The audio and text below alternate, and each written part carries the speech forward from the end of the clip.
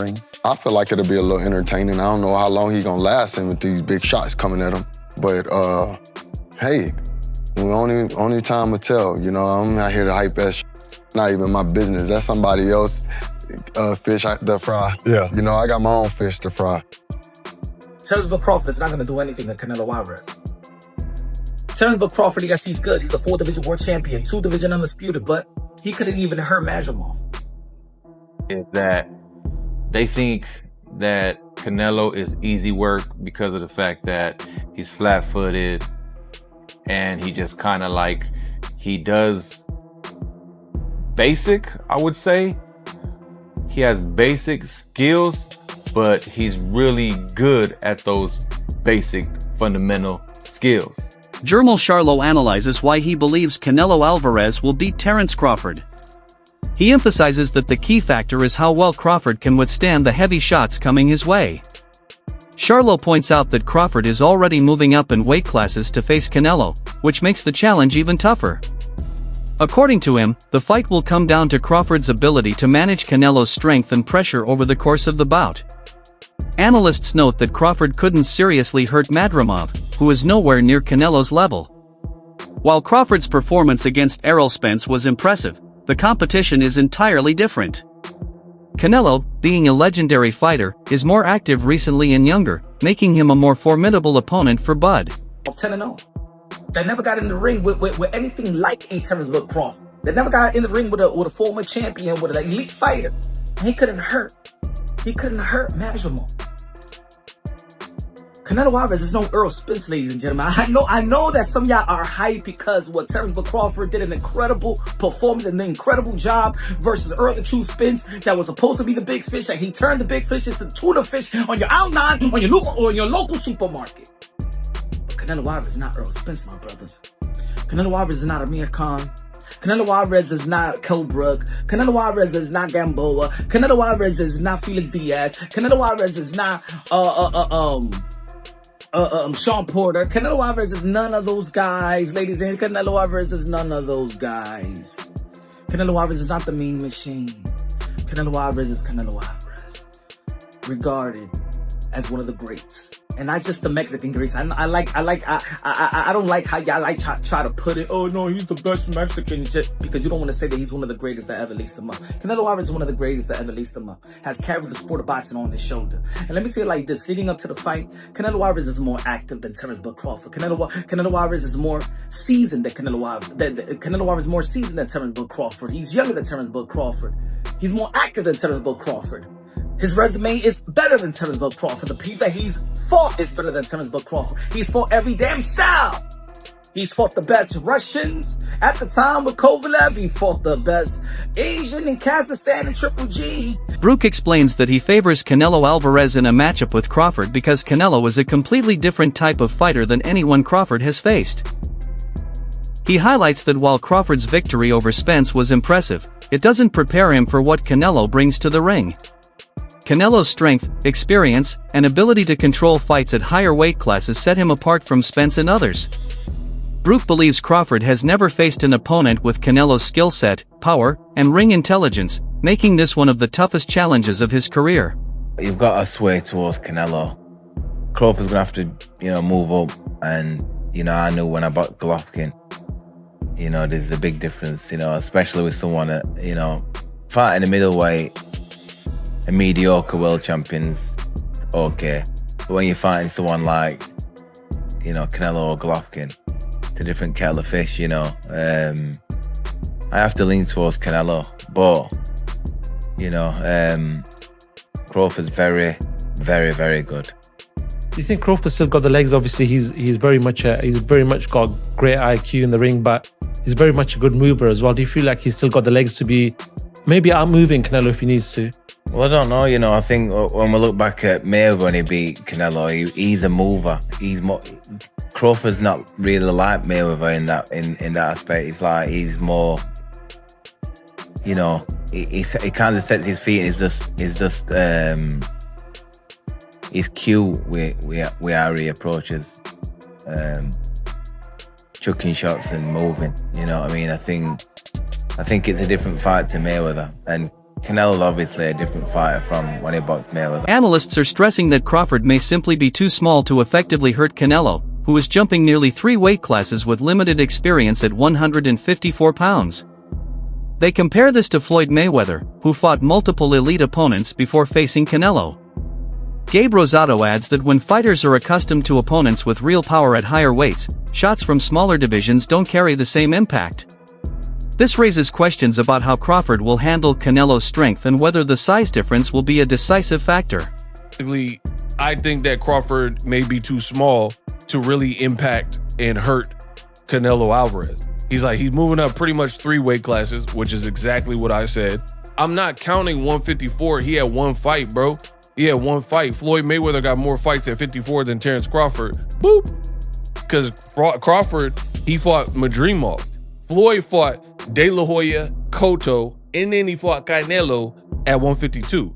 So you had an aging Floyd who fought more times at the higher weight class, and Bud looks to be a bigger dude than Floyd Mayweather, right? So when Floyd was 37, he moved to 52 and fought a much bigger Canelo. Crawford's 37, he fighting Madrimov with 11 fights. Not the same. It's not. I don't care what y'all talking about. The Bud Buddy's just gonna have to be mad at me because truth is truth. So that's a valid question. And again, I'll be glad when this fight's over. Put it that way.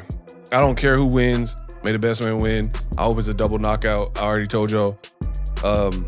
Just because I'm just over it and I want to get back to some of the other fights. There's other fights that are interesting and they make more sense. Like Brian Norman, Devin Haney.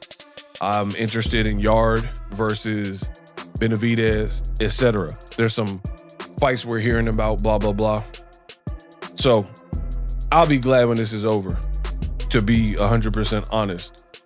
There's more fights that actually fans have been requesting that matter, blah, blah, blah.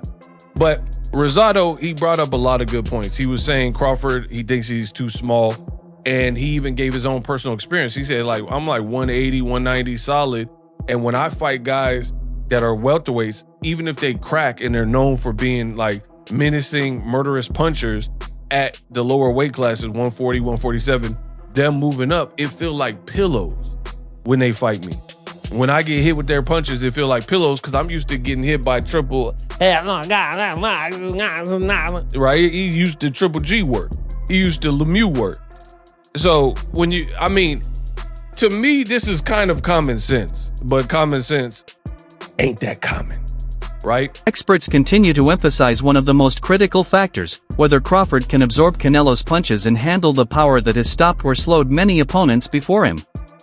While some believe Canelo looks flat-footed and easier to deal with, analysts warn that this perception is deceptive. Canelo's style is deliberate, based on balance, timing, and efficiency. By planting his feet and relying on fundamentals, he ensures every shot is powerful. Crawford's defense and movement might help him avoid some punches, but Canelo's patience means he'll eventually find openings. The real test will be whether Crawford's chin and body can withstand Canelo's relentless power. Is Crawford gonna be able to take Canelo's punches?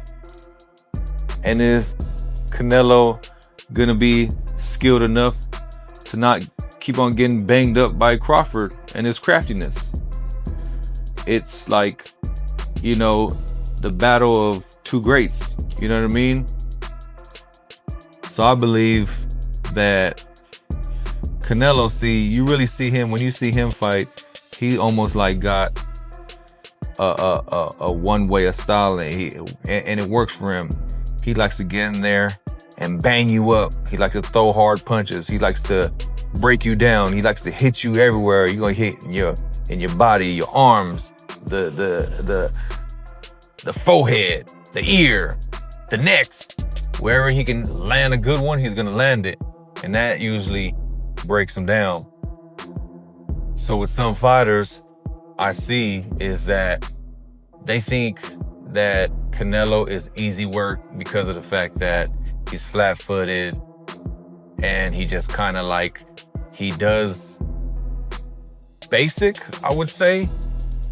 He has basic skills, but he's really good at those basic fundamental skills. He does everything almost like perfect. But yeah, he's flat-footed, but you got to realize that he also has hell of a head movement and body movement. He understands and he's perfected that rolling with the punch thing. Crawford's victory over Errol Spence is remembered as one of the most complete performances in boxing history, showcasing speed, accuracy, timing, defense, and finishing ability. He dominated a fighter once considered one of the best welterweights with apparent ease. His training partners now say he looks even better than during that fight, sharper reflexes, maintained speed, and peak conditioning. Despite aging, Crawford has refined his approach and appears to be in the best form of his career. That confidence and readiness could be the edge he needs against a dangerous opponent like Canelo. Sharper than ever, more dangerous than ever, and most importantly, he looks like the greatest version of himself. Now, can we actually believe this? Can Terence Crawford at nearly 39 years old, with him being inactive, with him being heavier than ever, is it possible that the man will actually look better than ever? Now, let's think about it, ladies and gentlemen. When you're talking about someone like Terence Crawford or Canelo Alvarez, you're talking about the elite of the elite. And if I'm gonna be honest, Terence Crawford, when he fought Errol Spence, in my opinion, in all my years of watching combat sports, I'm a MMA guy turned into boxing. But I have never, ever in my life watched an elite championship fight and had my jaw absolutely drop to the floor with the greatness that I witnessed. And that is the only way to describe what Terence Crawford did versus Errol Spence. In my opinion, that was the greatest performance in our lifetime. I mean, I can't go back to the old days. I'm not a historian. But as far as I'm concerned, that was the greatest performance I have ever seen in my life. And especially to who he did it to, Errol Spence. Dangerous southpaw at the time. I believe he was pound for pound number 3. And Terence Crawford absolutely annihilated him. Former middleweight champion Kelly Pavlik offers strategic advice on how Crawford can beat Canelo. His main recommendation is for Crawford to control the early rounds. Pavlik advises that Crawford should use footwork, combinations, and ring intelligence to prevent Canelo from dictating the pace. By forcing Canelo to work harder early on, Crawford can sap his energy, especially since Canelo has shown signs of slowing down in long battles. Pavlik believes this approach could give Crawford an opportunity to outpoint Canelo or even secure a late stoppage by wearing him down.